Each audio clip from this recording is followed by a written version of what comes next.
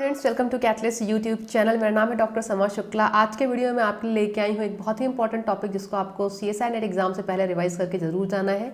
ये टॉपिक है आपका इलेक्ट्रॉन ट्रांसपोर्ट चेन का, जो कि बायोकेमिस्ट्री में आप पढ़ते हो as well as plant physiology में पढ़ते हो। इलेक्ट्रॉन ट्रांसपोर्ट चेन के जो डिफरेंट कॉम्प्लेक्सेस होते हैं, उनके नाम, उनके साथ जुड़े prosthetic groups as well as उनको इनहिबिट करने वाले जो डिफरेंट इनहिबिटर्स हैं, इन पर आपको डायरेक्टली 4 मार्क्स और 2 मार्क्स के क्वेश्चंस मिलते हैं।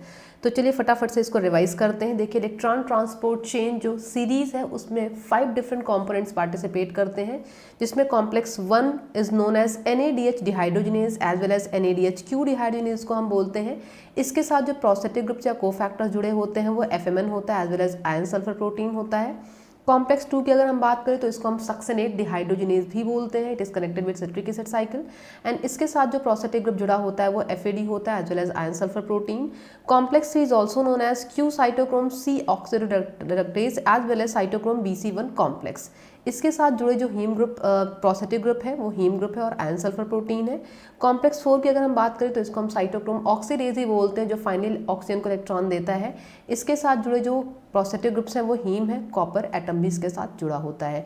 कॉम्प्लेक्स 5 का नाम होता है आपका ATP सिंथेस, जो कि एग्जैक्टली इलेक्ट्रॉन ट्रांसपोर्ट चेन में इन्वॉल्व नहीं होता है, ATP सिंथेस की प्रोसेस में इन्वॉल्व होता है।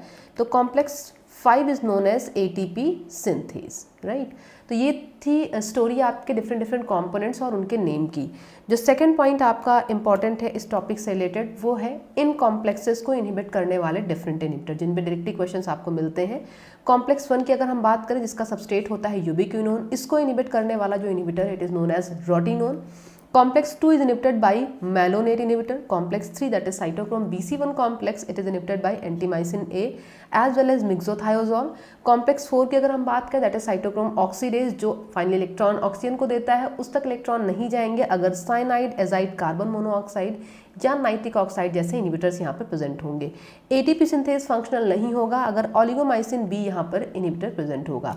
तो ये दोनों टॉपिक आपके बहुत इंपॉर्टेंट है, एग्जाम से पहले जरूर से इसको रिवाइज करके जाइएगा। ऐसे और वीडियोस के लिए चैनल को सब्सक्राइब करें। Thank you.